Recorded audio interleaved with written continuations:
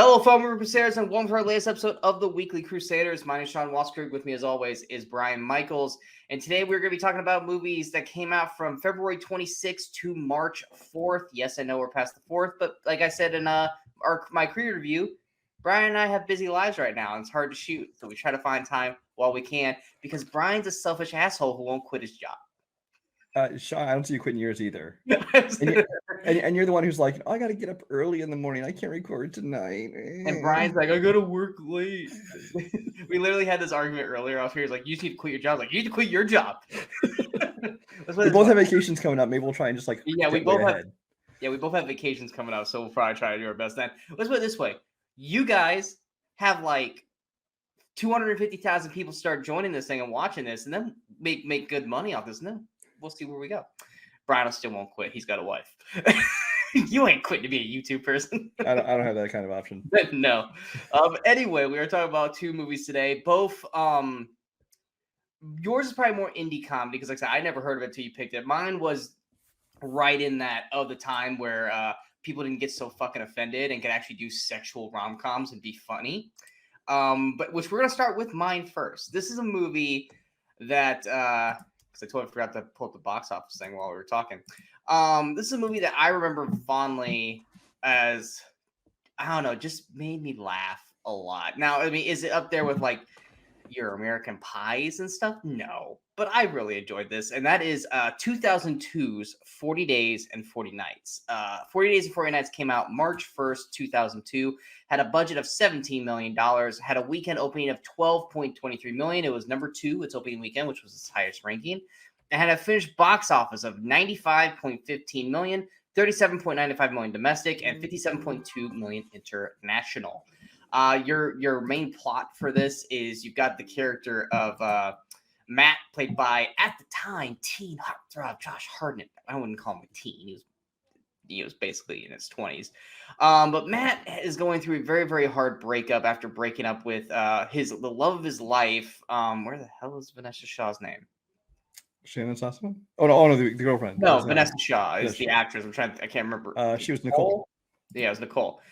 Basically, every time he sleeps with a woman afterwards, he has this basically almost like a straight up breakdown. And so he decides that in order to get over her, while talking to his brother, who is a is he a priest or a preacher? And I always get them mixed up. He's a priest or like a priest in training or something. He's going to become one, but he has to do this stuff.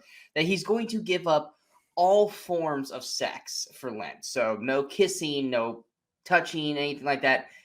Which, for me, like, okay, that's fine. But then no masturbation as well, which is where everyone's like, you won't last a week, which is literally a line in the movie. Thus, it starts a downward spiral because he actually starts to meet a girl that he actually really, really likes, but he's trying to keep the bet from her. Plus, because of it being in a workplace environment, everyone starts making bets on when Matt is going to do the deed, whether it be with a girl or with himself. And so then it starts to become this game of everyone trying to trick Matt into it, such as girls randomly hitting on him or trying to buy in his drink, stuff like that, to literally try and have Matt lose this bet of lasting the 40 days. And that's literally the crux of this film. What I really like about this movie, and I didn't get to see it enough through his career, and it was one of the things that made me actually really like Josh Hartnett, and then he just kind of disappeared relatively after this film for the most part, is I love his animated quirkiness in this movie.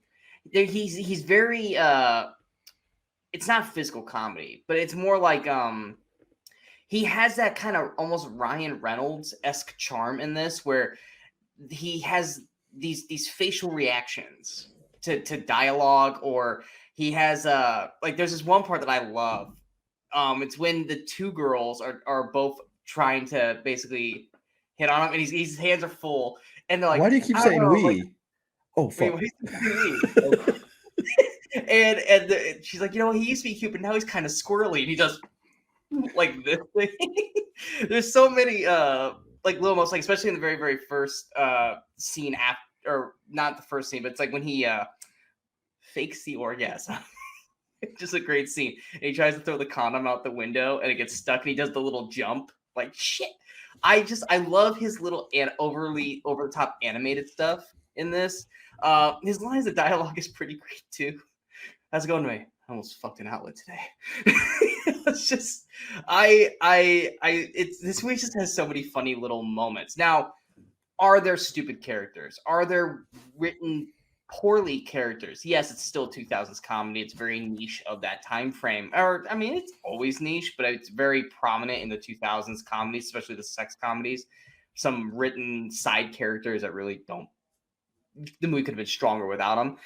But what works for me is definitely the two leads. Josh Hartnett, like I said, is great in the movie, and is it Shannon Sossamon? See, she spells it weird, and now I don't know. Yeah, Shannon Sossamon, which most people will know Shannon from A Knight's Tale, which I loved her in that, and I love her in this. I think she's great in this as Erica, which is the girl that he meets literally right when he starts his quest for Lent. I think they both were great in this. Also, Paulo Costanzo, who plays his best friend Ryan. I like him in Old School and Road Trip. And he's in a little bit of a few other things as well. I think he was on the Friends spinoff Joey. Yes, he was on Joey, and then he was also on the USA. Oh God, what is it called? It was a doctor show. I couldn't tell you that one. Royal Pains. He was on Royal Pains. Oh, okay. And good actor. He's okay. He has this thing where he can't help but like almost look like he's about ready to bust out laughing in every line that he delivers, even when they're not funny. But he's funny with this cast. It works with this cast. I'll stop talking a little bit. Brian, I know you've seen this movie. You don't like it as much as I do, but it's funny because I feel like this rolls right into your wheelhouse of funny. No, I actually really enjoy this movie. It's not like one of my all-time favorite comedies or anything, but I really like it. The thing about this movie is this movie was made in a time that was like the best time to be a guy. I'm just saying. I mean, this movie is a product. Well, someone say it's a relic. This is a relic of like the Maxim and Stuff era. Okay. Yes. Where there's like, all the magazines were out with like all the hot action stuff like that. And, and it was okay to appreciate beautiful women. Now you look at a picture of a woman and say, hey, she's hot. You're objectifying her and you're a creep and you're a horrible person and all this kind of thing. Why does she have to be hot? Why can't she be smart? You can be both. You can be both. Focusing on what the physically thing we can see. Yeah. But I mean, back then that was like, that was the thing in the early and mid 2000s where it was just like, all those kind of magazines and Maximum stuff. And I forget what the other ones are called, but it was like catering to guys like this. So, I kind of feel sorry for people that grow up in this era where they can't have that kind of stuff. Anyway, that's another conversation for another day. That's a whole other thing, but I 100% agree with you. And I think most people who aren't trying to be, I'll say this, ass kissers to today's generation would agree to that. Well, that's the problem is you don't get canceled. So you got to tiptoe around and not be called a pervert and a predator. But again, whole conversation. We're not getting into that. Okay. We didn't make this movie, but we can enjoy this movie. That being said, the things that they do and talk about and things in their workplace, completely inappropriate. Oh yeah, everything that happens at that job is an HR nightmare. Yeah, we aren't excusing anybody's behavior. Oh man, that place is like one of the most sexually predatory jobs ever. I mean, what they're showing each other, what they're touching each other, what they're doing to each other, it's spiking with Viagra and doing things in the bathroom. It's just like. It's not, and just the way they're dressing, even it's like, wow. I'm pretty sure. Yeah, it was a Candy's character. I was like, Candy, you couldn't wear that at work. Candy, who you might recognize as Monet Mazer from Torque, by the way. Oh yeah, I didn't recognize her from that. So I recognize the shorter redhead who tries to do the threesome thing because she was from one of the Final Destinations. Yeah, she was in 2, I think it was. Yeah, I think it was 2. Yeah, because it was the car crash one. Okay. Yeah. So Josh Hartnett is a guy who I've kind of been hit and miss with him because he can be really good, whether it be in dramas or Black Hawk Down, things like that, or even comedies. But he's not a very expressive person for the most part. He tends to be fairly stoic. He always looks to me like a young Tommy Lee Jones. Honestly, I think they could play father and son, no problem at all. Yeah, he just squints his eyes. He kind of squints, kind of does this kind of almost like a James Dean thing he has going on. Yeah. But he's not very expressive, which is why I like in this movie where he still isn't like cartoonishly, but you do get to see a little bit. He does seem to be having more fun. He gets to be a little more, laid back and loose. One of my favorite moments, and I had not seen this movie in probably at least 10 years, is the moment with Candy where she's sitting on top of the copier and she's got her legs spread. She's like, I'm trying to figure out what to put over here because I got a butterfly in this end. What should I put in this end? And she goes, should I put a pussy cat? He's like, and then he's trying to figure out ways like, no, because the pussycat would hit her with its paws. Like that's the animated stuff I'm talking about with him. So he's going like a little step over, and to me it works. Because honestly, I think that if you try to put him in slapsticky comedy like a Jason Biggs in American Pie, I don't think it would work so much. He's just not that kind of person. He'd be more like he'd be Oz. But you give him those subtle moments like that. Like I already mentioned the one time, like when they're trying to do the threesome, and he keeps saying, "Why do you keep saying we?" And the other girl walks in, and he's like, "Oh fuck!" Like that's my favorite moment of the whole movie right there. What I also love, and I don't know if this was intentional, but it happened more than once, is he occasionally trips everywhere. like at first, like you're like, oh, that maybe it was fun, and maybe it happened accidentally, so they left it in the movie. But then he constantly trips, and he just has like these weird like walks where he tries to walk it off like he's still cool. But there's so many, just like I said, little gems of moments. You try walking when you got this unsatiable boner in your pocket. This was like right from the get go. Like there's one point where I think he's running somewhere, and he like runs directly in front of a road cone, just bites it, But it's just he has this thing where he just trips everywhere. I think it's when he was trying to find out if Nicole had gotten engaged. Like he literally books it right in front of a road cone. It just falls. But I'm sorry, but Nicole was the least hot chick in this whole movie. That's the thing. That's the thing. Vanessa Shaw is a very attractive woman. Yeah. And I actually think at the very beginning, when they're showing the relationship of Matt and Nicole, is when she's attractive the most because she's just being her everyday self.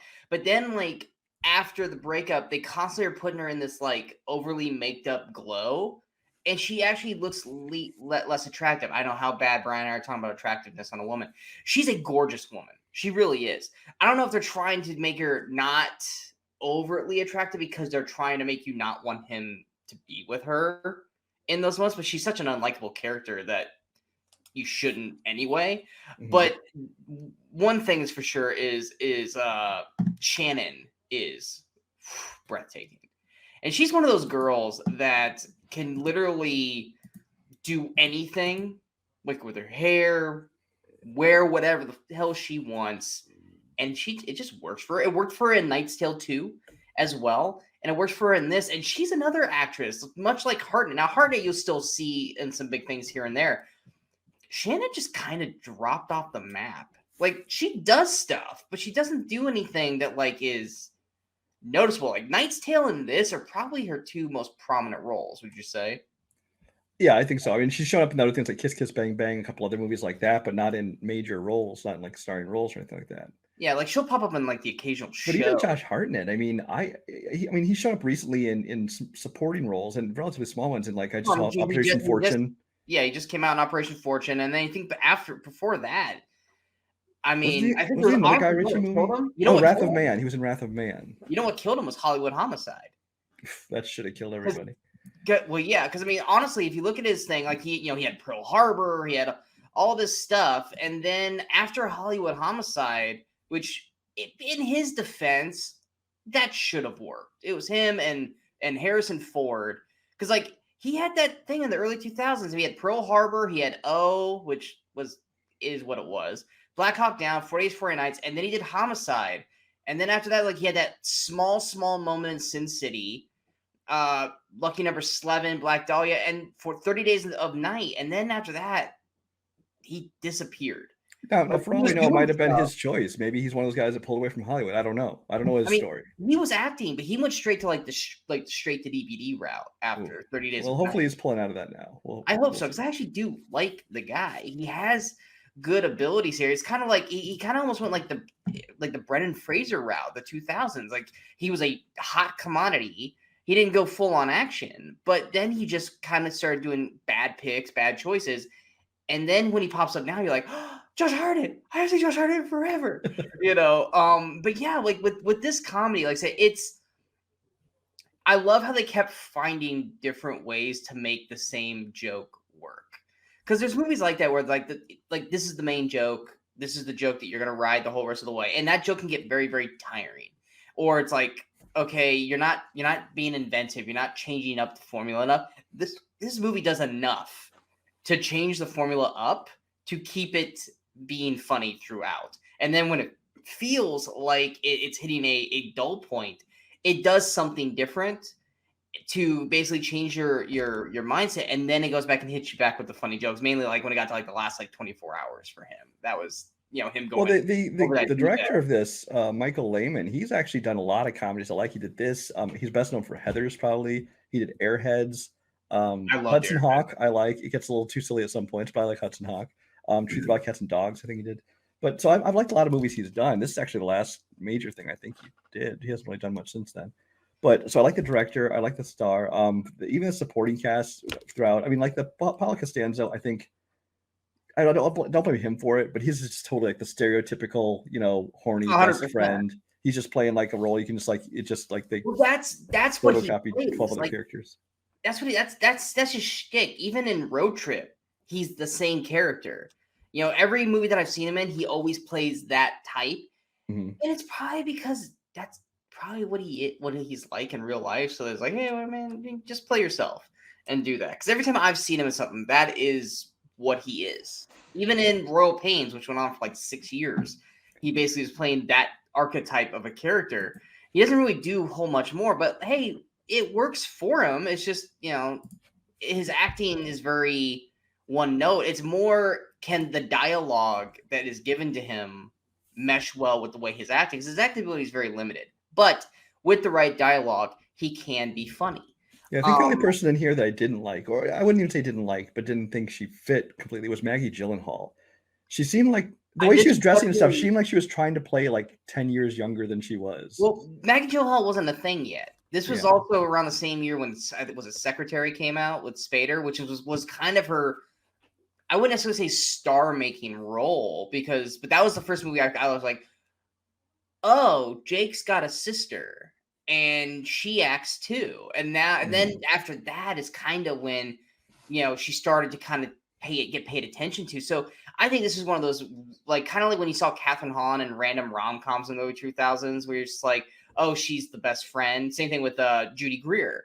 Their performances aren't that great because they're the best friend, but then like you watch it back now, you're like, oh crap, Maggie Gyllenhaal says, and you're like, oh, she has like 3 actual scenes worth matter, and they weren't all that great for her. And it's like, well, that's probably. But you got to start somewhere, right? Exactly. It's like, oh, she wasn't. It's kind of like when you go back and you watch like an old sports game, and you see like a guy like a LeBron or whatever. Well, not LeBron. LeBron's always been good, but like you see someone like Tom Brady in his first season with the Patriots. You're like, Brady sucks. Like, well, yeah, he was like a rookie. It's like he wasn't good yet.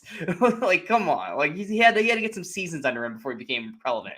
But yeah, 40 Days and 40 Nights for me is I just remember watching this a lot, or sneaking, well, for obvious reasons, but sneaking into the theater a lot while ushering to watch this for certain funny gags and for other reasons, obviously, because of what the movie is. But I definitely had a fun time always checking this movie out while I was at work. Just to watch the theater's reaction to funny scenes, because at this time of our lives, everyone was allowed to laugh at this shit and not feel bad about it. Yeah, they don't really make these kind of. Women love this movie because it was fucking funny. But you know what movie that while I was watching this, it reminded me of another film. And if it ever falls into our time frame, which I'm sure it will, we will 100% be talking about it. What's the one movie that you and I both like that no one else has seen? That's kind of like this. I don't know which one you're referring to. I figured you would have gotten there. 100 Girls.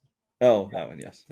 100 Girls is another movie that is one of those little nuggets that Brian and I are like the 2 people that have seen the movie. No, my best friend has seen it. We thought we were the only person telling about you, so that's 3 of us. Yeah. So and that's also kind of around the same thing as well. And if I can think of the date, I might throw that up as or Brian might throw that, but we'll talk about that one as well. Yeah, because like you said at the time, because they were making these kind of movies, whether it be from American Pie and through this kind of thing, and they just don't make these kind of like sex comedies anymore, or even R-rated comedies much anymore, because they're afraid we want more box office. It has to be PG-13, and And this one does get a little cartoonishly over the top at times, but that's okay because that's the kind of movie it is. You gotta think about it, this movie was a hit. I mean, Yeah. cost 17 million to make, made 95. It made Yeah. money.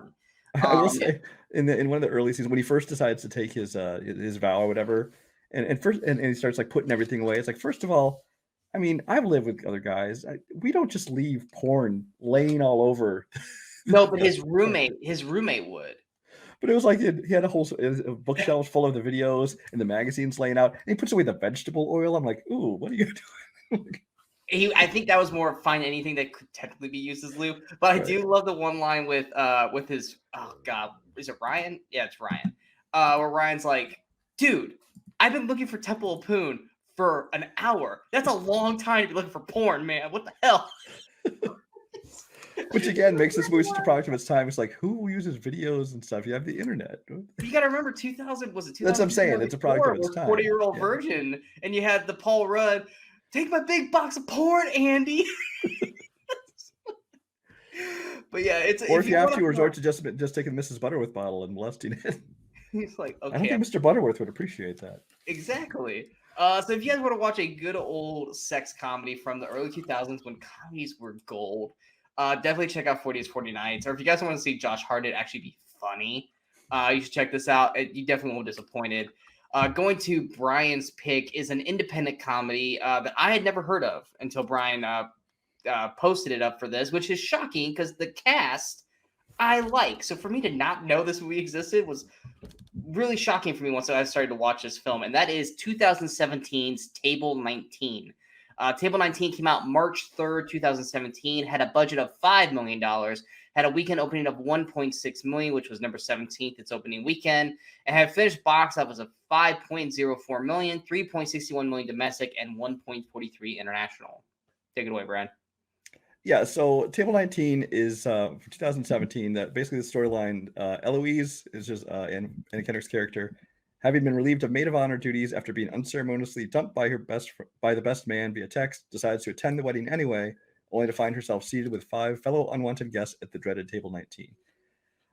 So yeah, it's a pretty small movie. This one I wasn't even sure when I was going to pick it if it came out to theaters because it never came out around me anywhere that I'm aware of. Yeah, I had never heard of this film. So I think it must have been just like, New York, LA, Chicago, and just like Chicago proper, not even the suburbs out towards me or anything. Because I only heard of this when it came out on like DVD and video and stuff. And the director of it, Jeffrey Blitz, he actually directed Anna Kendrick in her first movie, which was Rocket Science.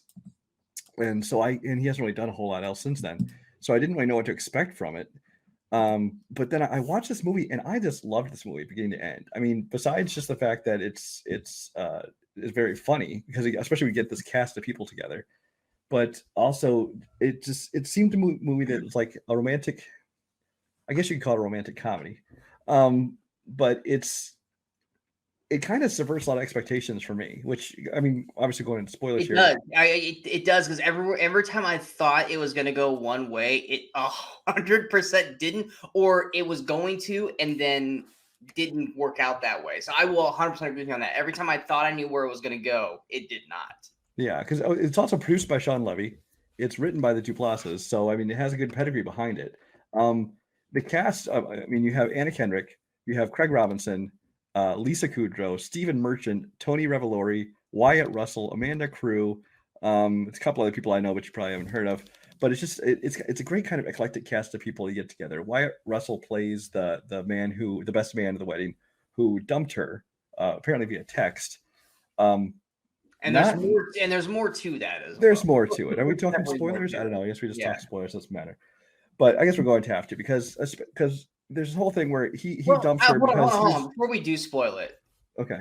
Us talking about that spoiler, is it really needed to be talked about during this? Like, is it prevalent to us having to talk about it?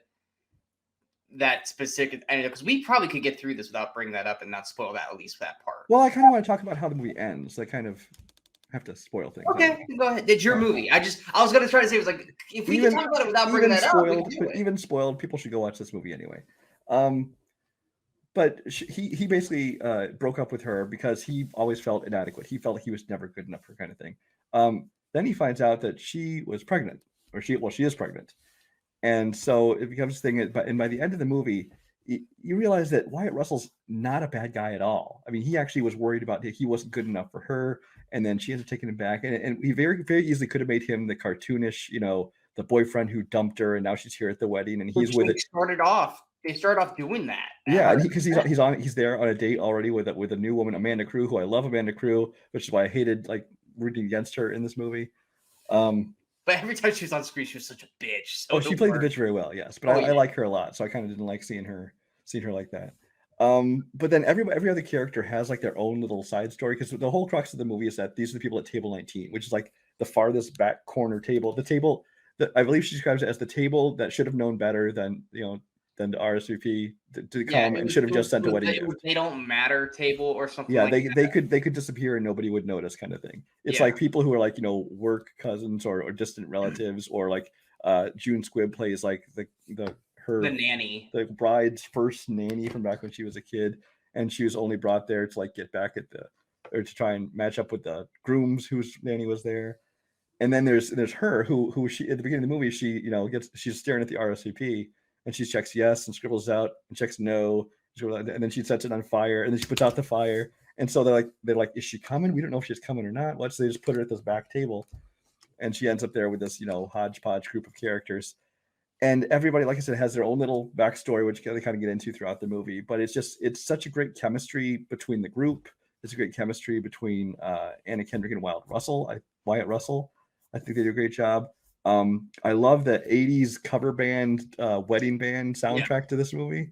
It's like, if you love 80s music like I do, I kind of wish I had done that for my wedding, honestly. There's a man that she meets who Huck.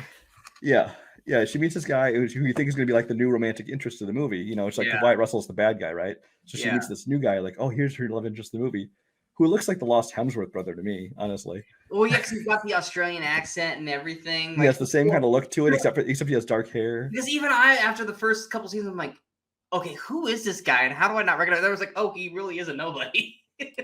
He's definitely an actor that I've never heard of before. It's like Thomas something. Yeah. But yeah, I went to go look him up, and I'm like, okay, am I just not recognizing this person because he looks like somebody that I would know? And no, I didn't know what the hell it was. Yeah, but Wyatt Russell, his character, I think, like I said, when it turns out in the end that you're sympathetic towards him, because it's like he was not a bad guy. He did not dump her because he was a jerk. He dumped her because he felt inadequate. It was a misunderstanding through text, because you can't understand fucking emotions through text. Yeah, we've all done that. Yeah, we together have done that to each other. Going, dude, I thought you were pissed off at me. But he's a decent guy, and he, and it turns out, you're kind of rooting for them to get back together and things like that. And Anna Kendrick, first of all, Anna Kendrick seems to have taken a couple of years off of here. I mean, she just came back very recently in like it's like an emotional drama that came out called Alice Darling. The abusive film. I can't. Yeah, I think it's Alice Darling. I think she also produced it or something. But before that, I mean, she hasn't done anything for a little bit now. I think she took some kind of a break. Trolls. Yeah, and then just to see her not only in this movie again, to watch this, but to see her in like a light comedy, which light comedy Anna is my favorite Anna. And she gets to have fun, and which you'll see a trend. That's what I say about most actors and actresses. It's just the kind of movie I'm into, I guess. But yeah, I babbled on. What are your thoughts? Yeah, okay. I have to ask this because I literally cannot remember. Like, how did Ravioli? What's his connection to the wedding? Like, who's he? How's he connected? How's he get invited? I don't remember his exact connection, but basically the only reason he's going is to try and pick up chicks, and his mom is pushing him to go. I get that. I heard him do that, but I couldn't remember how he got invited to the wedding. He's the one person I can't remember. I love Tony. Tony's such an underrated actor, and I loved him in this. He's got some great lines because he plays this like real like reserved nerd who just has no like social cues on things to say and not to say. And when he goes to pick up that girl, oh god, who's the comedian at the table? Stephen Merchant? No, the guy when he goes to that guy. Oh yeah. Oh my god, I'm blanking. By the way, his character, his mom was an acquaintance of the groom, is all we know. Okay, I'm trying to think of the comedian at the table. Oh, Andy Daly. That whole like when he's like, "Can I might ask her for your name?" It's Not a like, problem. she's not my daughter. I Not don't a know. I just problem. met her today. No connections to her whatsoever. But But then like he that keeps like whole making her uncomfortable, and finally the dude does step in. He's like, okay, I think we're done here. yeah, which great he's being a good guy, but just like but we're on Tony's side. I loved that. Lisa Kudrow and Cedric. Craig Wow, Robinson. Craig Robinson. I said Cedric. I was like, that's not right. My brain literally stopped me. Like, no, You're racist. No. Craig Robinson. They're probably the two characters that I thought didn't mesh well with the rest of the film. Like when they were pulling pranks, because I don't want to say the character names. Lisa Kudrow, Bina. She was wearing when she was wearing that jacket. And Craig's just like constantly pranking her on it. I loved that. Well, especially the first time when she there's something was like, I'll give you $20 to stand up right now. Stand up right now. Why? What? And then she looks back. She stands up, and there's one of the workers behind her with the exact same outfit. And then she just rips up the tool. He's like, "What? Why did you just give it back?" But yeah, I loved their comedic energy together. But then their story takes a more serious role down the way or halfway through the film. And at that point, I was like, I'm not a fan of this role for them right now. I wish they would have stayed kind of where they were at. Because their character turn, I think was it June who played yeah Joe. I actually wasn't sure I was gonna like her at first, but then what they did with her character down the road, I actually really enjoyed. yeah, because her character leads to the whole turning point where people realize that what a good guy Wyatt Russell really was, you know. Yes, yeah. But Merchant is the one that I couldn't figure out because you find out that he obviously is at a halfway home because he had been arrested at some point, but he's playing this character so awkward and creepy that you're like, okay, this guy's either like a pedophile who wasn't really supposed to come to the wedding but did, or because of how he kept acting around his uncle, it's like, oh, they had a love affair. And you keep thinking that that's what it is, and he's hiding it. He's hiding it super like, oh, I'm a successful businessman. It's like, okay, this guy's done some shit. And then you find out what he did. It's like, there's really no reason for him to be this fucking awkward. I think it's just Merchant though. There's at least 2 or 3 times in this movie, he looks like a fucking serial killer. Like, because his face like I was like, oh my god, dude, that is terrifying. Like, and he's just happy. He's just being happy at that moment. But his big, like, smiling girl, I'm like, dude, that is if I saw you coming down the hallway with that tray, that's how I would fucking turn around. I'm like, nope. This guy's I think that's just Stephen Merchant. He's like, especially and especially the awkward brand of comedy, because like with him and like all the stuff he's done with like Ricky Gervais and all those things, that's just kind of his thing. He does it is, and that's how I found out about Stephen Merchant was him. Ricky Gervais's and I can't remember who the third person is. They had this like comedy show thing they did on, I think it was Showtime or something, and that's how I figured out who Merchant was. And I actually really enjoyed Merchant, but that was the one character that I was just like waiting for the other shoe to drop, and then once it dropped, you're like, oh, there's no reason for his character to be acting all shady and shit. But his character was fun. His character was honestly pretty innocent for most of the movie. Yeah. Him and Tony were, and obviously we love Anna because Anna's Anna. But I love the comedicness of Tony and Merchant throughout this film. But yeah, Wyatt Russell, that's another actor that you and I both like. I'm still waiting for him to basically redo Kurt Russell's performance in oh god, Escape from New York. Not Chinatown. Oh, Big Trouble in Little China. Yes, I think that they should have Wyatt play his dad, or have him do Snake, but they'll pick like The Rock or somebody for that. But I think Wyatt should do it. But yeah, they definitely went down that road because when he sees Anna, he kind of acts like a dick. But then that shoe drops about halfway through, because like at the beginning of the film, like the first act, I was like, yeah, I like everyone in this, but I don't know if I'm really liking the characters or I'm really grabbing these characters. But then at mid-second act, when they basically decide to leave the wedding, that is really when these characters started to grow on me. And I started to actually give a shit about these characters and really like where the story was going. And when it got to the point where they were getting excited and running around, I actually was getting excited, enjoying watching them run around. So it was one of those things where it's like, just like the audience members, you are that awkward person at table 19. You're thrown at this table with a bunch of these people, and you're just like, okay, I don't know if I like these people. like, yes, Anna Kendrick's gorgeous, so naturally we're gonna like pay attention to her. But I don't know if I like Merchant's character.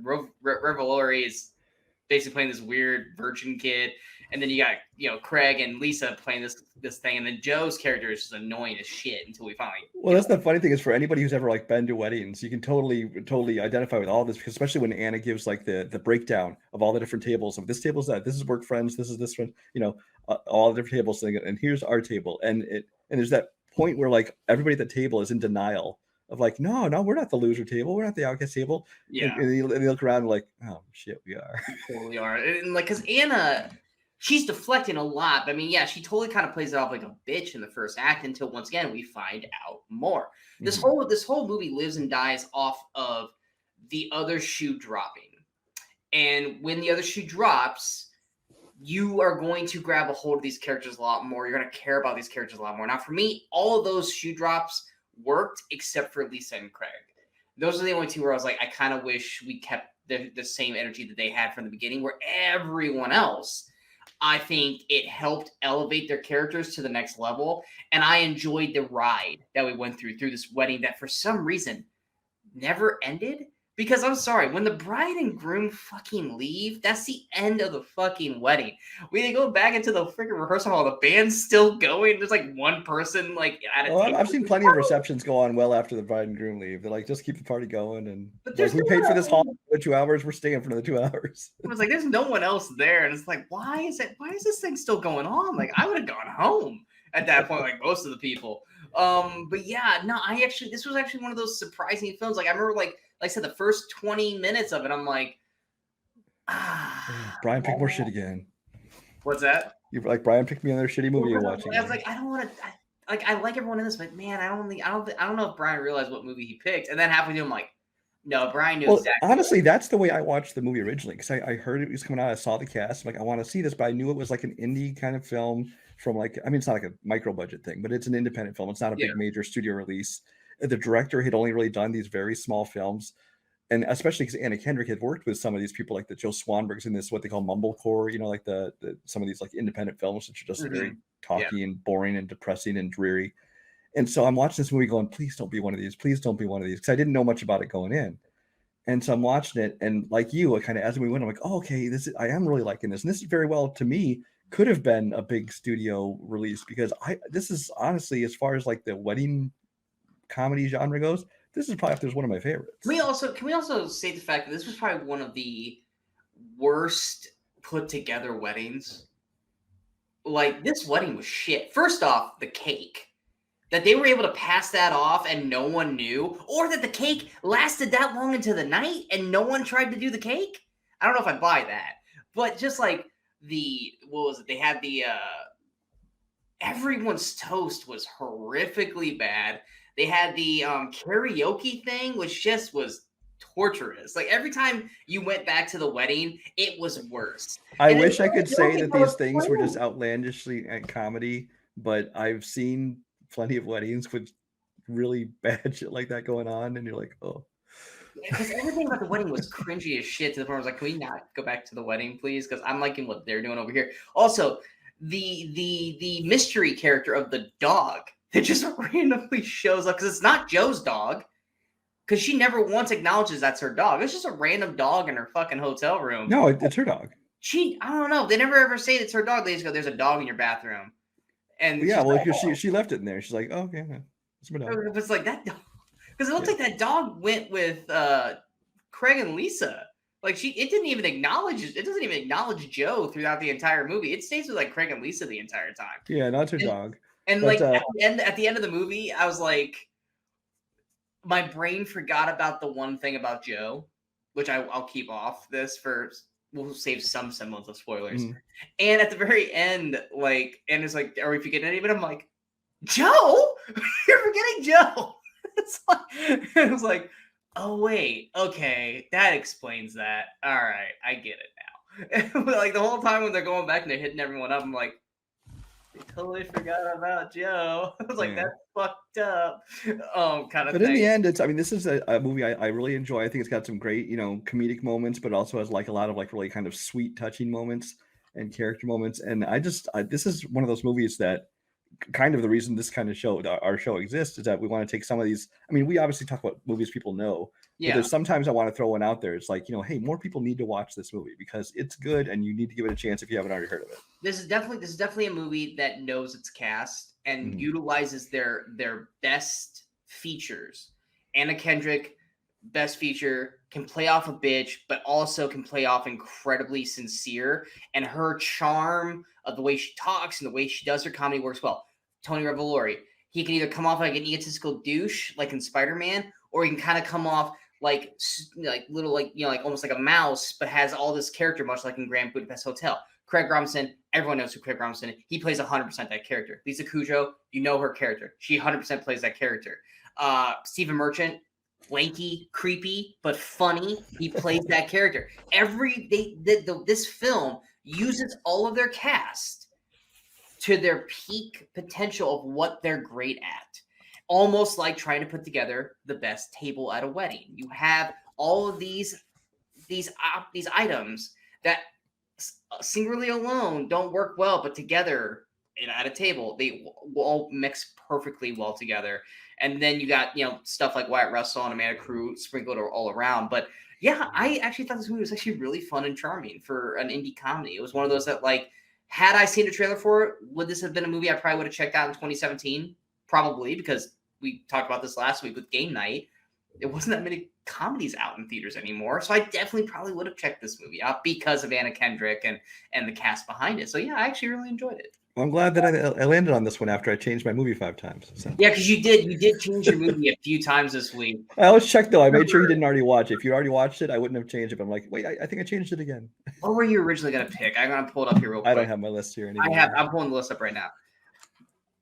Project X. You were gonna do Project X. Originally that, but then we did like the double feature of the found footage. We're like, I don't want to do that right Yeah, now. You were originally gonna do that, and I was not excited to watch that. And then I still recommend it though. Fun movie. You luckily changed it, and I was like, all right, good. And then I was like, Table 19. I was like, what the hell is Table 19? And I was like, I'm not gonna look up what Table 19 is. I'm just gonna watch it. I considered The Chase. I considered Take Me Home Tonight. I considered Pass the Ammo, which is one that I don't think you would have liked. Yeah. But yeah, I said we did 2 rom-coms. Shockingly, not during our Valentine's Day episode, but we did finish February with 2 rom-coms. But yeah, anything else? Nah, it covers it. All right. Well, I hope you guys enjoyed this episode of the Weekly Crusaders. If you guys did, go ahead and hit that like, share, and subscribe button to the channel so you guys stay up to date with all the latest videos pop up on the Movie Crusaders. And of course, I'm going to post on your social media outlets you see below. My review for Creed 3 is out right now. Brian went and saw it as well, and I think he kind of felt the same way as I did.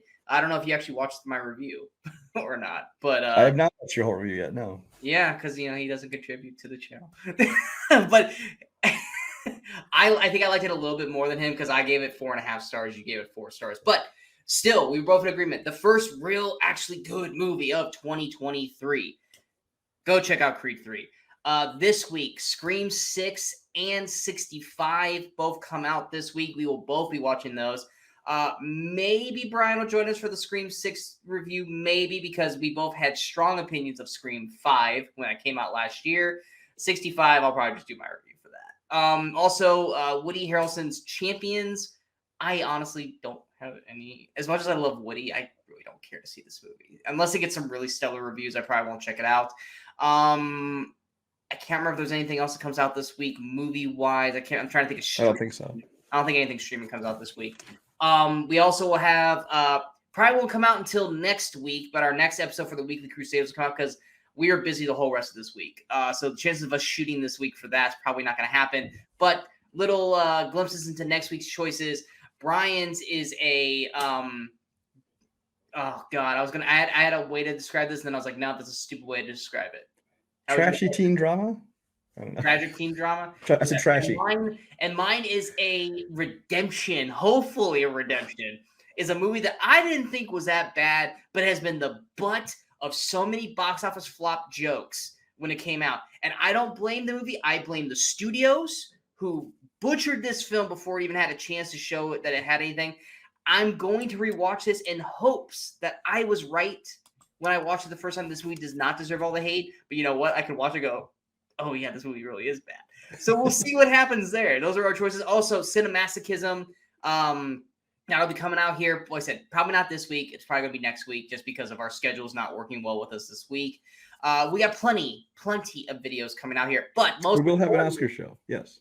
Most importantly, March 12th is the Oscars. So Movie Crusaders will be having their second annual Oscar show where we will be giving you guys our predictions of who we think are going to win the main, I think it's the big 5 awards. We'll go over the nominees, who we think are going to win, who we want to win, who we think are going to win. But most importantly, screw what the Oscars think. We're giving you guys our picks for those top 5 awards, who we think should be nominated for Best Actor and who we think should win Actress, Supporting Actor, Director, and Best Picture. So if you guys really care, our awards are better than the Oscars. It's definitely, our awards are definitely better than the Oscars. So that one will be coming out right around the day of the Oscars coming out. So we got, like I said, plenty of fun videos. But we are the Movie Crusaders. My name's Sean Wasserkrug. That's Brian Michaels. And until next time, go watch some movies and have some fun.